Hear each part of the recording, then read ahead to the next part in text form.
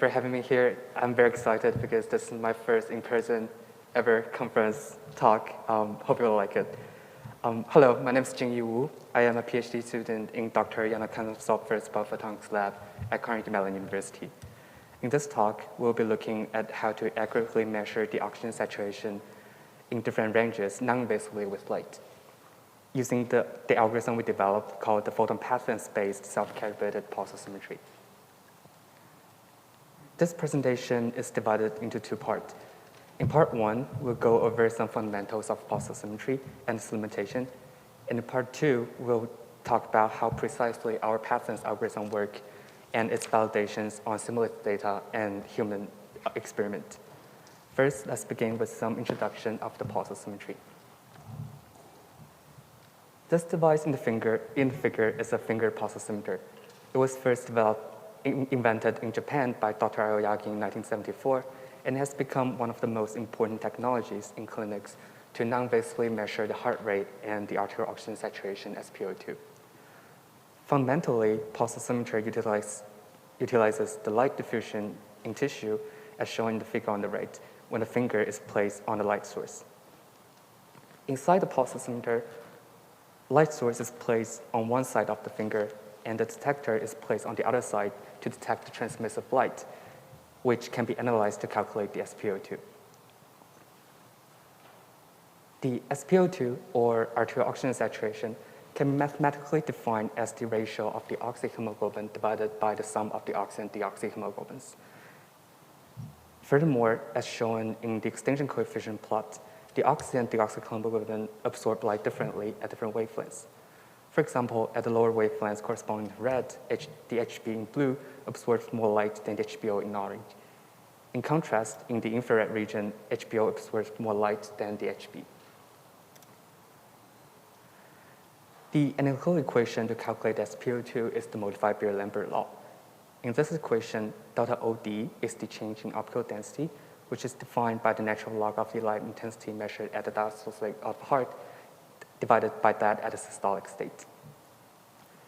And L is the photon mean path length, which is basically how long, on average, do the photons travel inside the tissue. And mu A is the absorption coefficient, which changes in time with the cardiac cycle.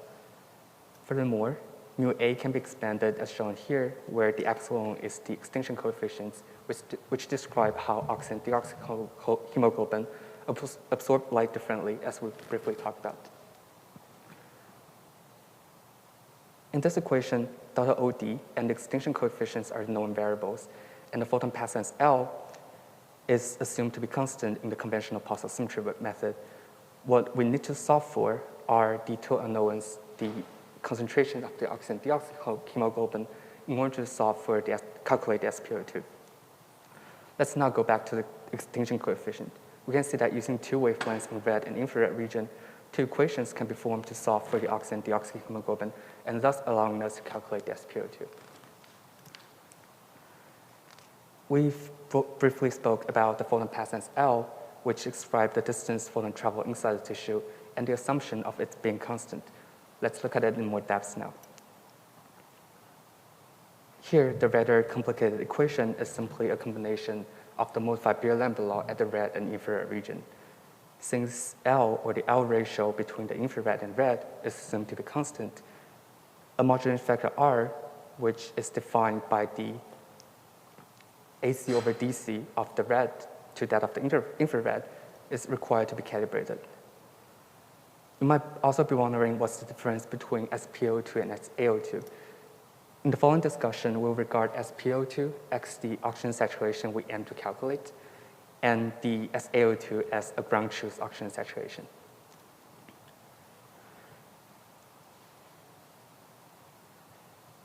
In pulse oximetry, the calibration process is known to cause inaccurate measurement when the actual arterial oxygen saturation measured by blood gas, as denoted by the SaO2, is lower than about 80%.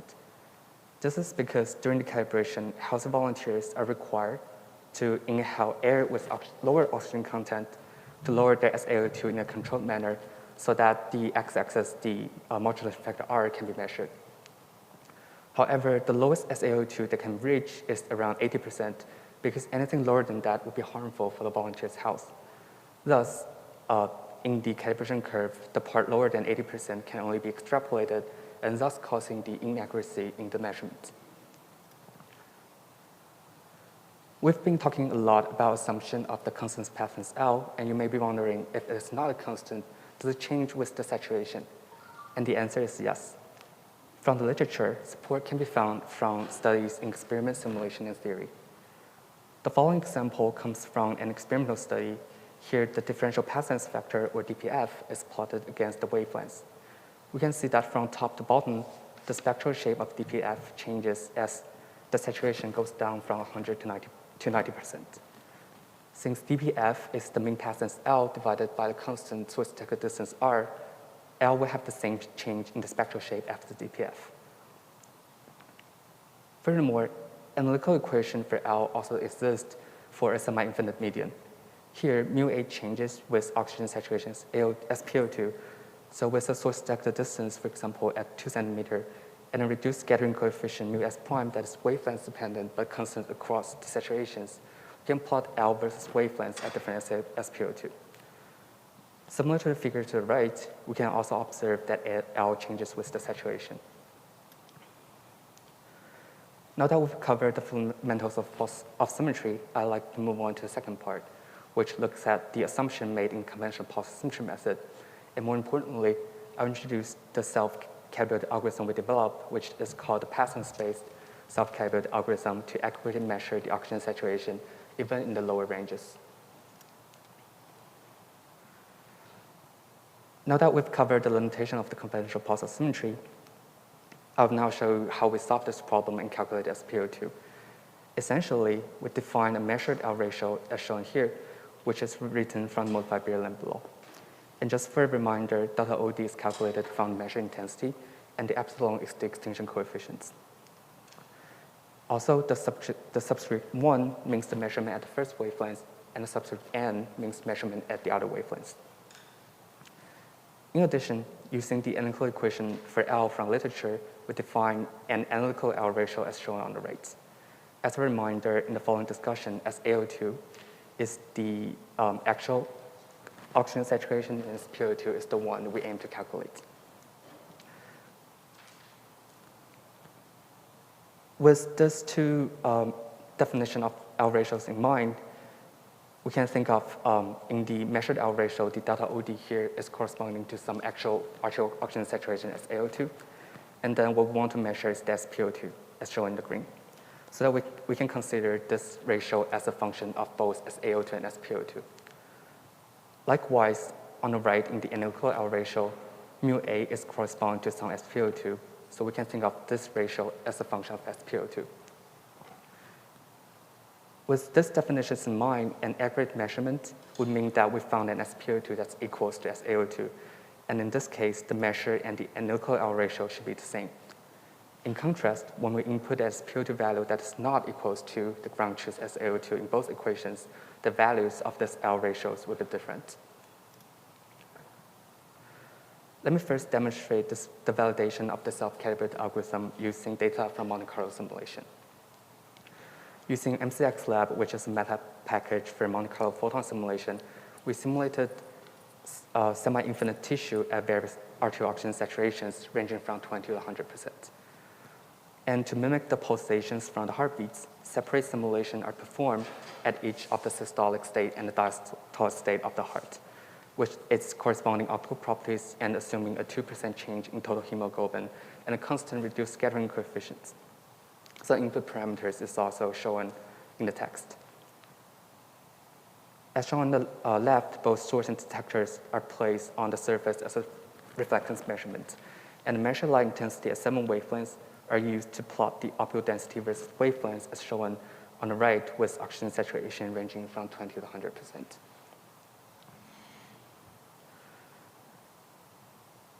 We will now take the simulated delta OD at SaO2 of 40% as shown in the figure and input it into the self-calibrated algorithm as an example. For a reminder, SaO2 as shown in the red is the ground truth saturation, and what we want to determine is the green one, SpO2. When we input an underestimated SpO2 of 20% in both L ratios, as you can see on the right, the shapes of the analytical and measured L ratio over the path lengths are different. If we then keep increasing the SpO2 estimation, you can see that the measured and analytical L ratio become more and more similar. And they finally converges at the ground truth saturation at 40%. And if we keep increasing the SpO2, it will result the difference between the two L ratios increase again, as shown here. Thus, if we calculate the difference between the shape of the two L ratios across SpO2 using such as the root sum square error, we will find the minimum error when the SpO2 equals the ground truth of 40%, as used in this example. Here is a brief summary of the validation results from the simulation. In this figure, the extracted SpO2 for the self-calibrated algorithm is plotted against the expected saturation as AO2. We can see that the algorithm extracts the oxygen saturation accurately in all cases. In contrast, as shown on the right, the conventional pulse-oximetry equation with different assumption of constant L ratios can only be accurate in certain saturation ranges. After validating the algorithm with simulation, we tested its performance on data measured from breath-holding human subjects. In the experiment, a commercial pulse oximeter is attached to the subject's finger, and a near-infrared spectroscopy, or in short, NIRS probe, is attached to the subject's forehead. In contrast to the finger pulse oximeter that performs transmissive measurement at 2 wavelengths, the NIRS device we used, as shown in the middle, which is the ISS Imagent, allows us to perform reflectance measurement on the forehead at 8 wavelengths, ranging from 730 nanometer to 905 nanometer, and it has a sampling frequency of 80 hertz. In addition, the red arrow in the picture on the right is showing the actual NIRS source and detector bundle we used in the experiment. Here is an example result from the breath-holding experiment. This figure is significant because it not only shows the self-calibrated algorithm measures the changes in saturation magnitude accurately, but also captures the physiological difference between the two measurement sites, namely the finger and the forehead. The figure is comparing the SpO2 measured by the pulse oximeter on the finger as shown in green, and the SpO2 extracted by the self-calibrated algorithm from the forehead as shown in purple. The vertical dashed lines indicate the start and the end of the breath hold, and since it is a relatively short 40 seconds breath holding period, the actual oxygen saturation won't drop to below 80%, and thus the SpO2 measured by the pulse oximeter can be used as a valid reference. From the figure, we can see that our self-calibrated algorithm captures changes in magnitude accurately. However, you might also be wondering why there seems to be an about 20 seconds delay between the two measurements. And this is actually a well-documented phenomenon called the delayed in desaturation and resaturation response time between the forehead and the finger. And this is because the circulation transit time required for the arterial blood to travel to the forehead is much shorter than that of the finger.